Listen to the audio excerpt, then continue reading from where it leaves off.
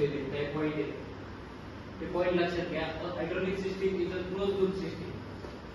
Hydraulic system कशी close loop.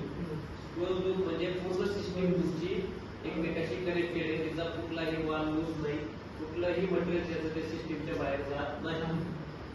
Pneumatic system is an open loop system. हवेचा वापर झाला की हवा आपण ट्रेन करतो, सोडून देतो, त्यामुळे ती झाली तुमची ओपन लूप सिस्टीम.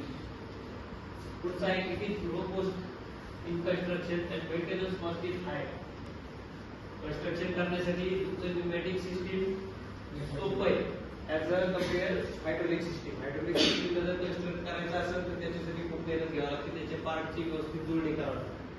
न्यूमॅटिक सिस्टीमचा मेंटेनन्स कॉस्ट पण लो आहे as a compare hydraulic system. पुढचा पॉईंट आहे the working fluid is hydraulic oil. Hydraulic सिस्टीमचं मीडियम किंवा हायड्रोलिक सिस्टीम कशाच्या आधारे रन होती, ऑइलच्या आधारे. म्हणून त्याचं मीडियम काय आहे, oil. Working fluid is air. Pneumatic सिस्टीमचं वर्किंग फ्लुइड काय माध्यम काय आहे, एअर. पुढचं आहे as oil is incompressible it can be pressurised to very high pressure.